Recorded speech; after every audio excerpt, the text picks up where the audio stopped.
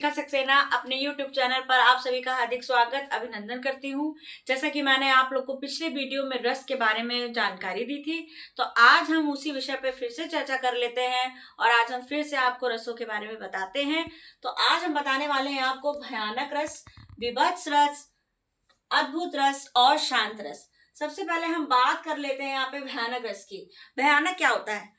भयानक वो होता है कि जब हम किसी दृश्य को देखकर या सुनकर हमारे मन में भय उत्पन्न हो जाता है, तो वो हमारा भयानक रस कहलाता है। तो इसका उदाहरण है, उधर गरजती सिंधु लहरिया कुटिल काल के जालों सी, चली आ रही फेर उगलती फन फैलाए व्यालों सी। मतलब सिंधु की लहरिया, मतलब कि नदी के जो लहर है वो इस तरीके से गरज रही जैसे कुटिल काल, जैसे कोई काल हो, काल का जाल हो, ऐसी लहर गरज रही है जैसे कोई काल का जाल हो।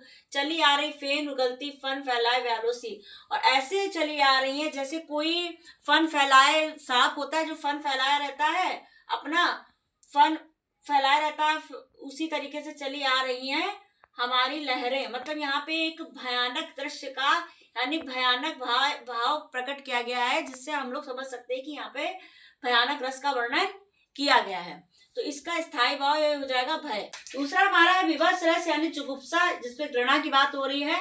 यानी घृणा मतलब घृणा का जब ऐसा कोई दृश्य देखे जिसको देखकर हमको मतलब कि अदृश्य मतलब गंदगी का वर्णन होता है, या फिर देखकर जिसको हमको अच्छा ना लगे या घृणा उत्पन्न हो, तो वो हमारा होता है विभत्स रस। इसमें विभत्स रस यानी इसका स्थायी भाव जुगुप्सा या घृणा है।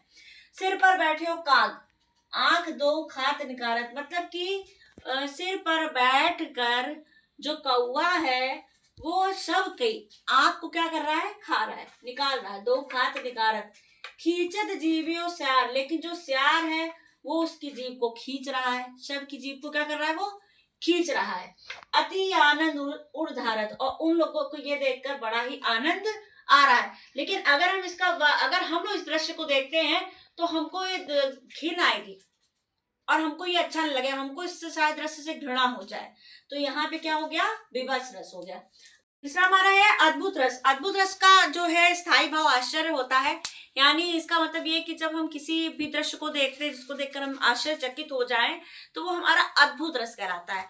जैसे कि एग्जाम्पल हम दे सकते हैं, भय प्रकट कृपाला दीन दयाला कौशल्या हितकारी हर्षित महतारी मुनि मनहारी। यानी यहाँ पे राम के स्वरूप का वर्णन किया गया है। जब राम जी जो है भय प्रकट जब प्रकट हुए थे तब उनके स्वरूप का वर्णन किया गया है। ठीक है, अब आगे हम बात कर लेते हैं दोस्तों शांत रस की।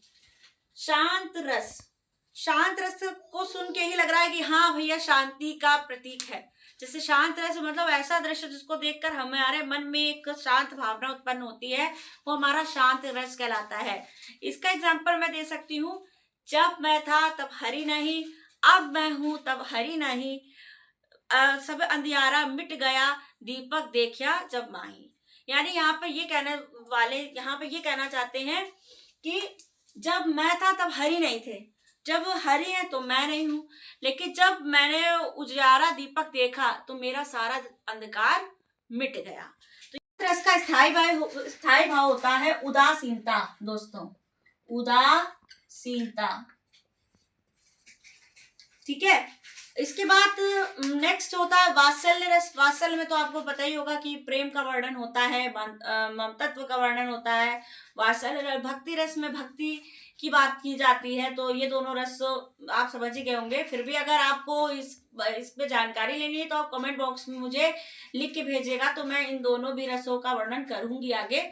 इन्हीं शब्दों के साथ मैं आपको दो शब्द आज बताने जा रही हूँ। आज के दो शब्द है मेरे। सबसे पहला शब्द है मेरा घ्राता। घ्राता माने होता है सूंघने वाला। और दूसरा शब्द है मेरा घैला। घैला माने होता है कलश। तो इन्हीं शब्दों के साथ मैं अपनी वाणी को विराम देती हूँ और आशा है कि आपको मेरी जानकारी समझ में आ गई होगी। और भी कोई क्वेरीज के लिए आप कमेंट बॉक्स में जरूर लिखिएगा। तब तक के लिए नमस्कार।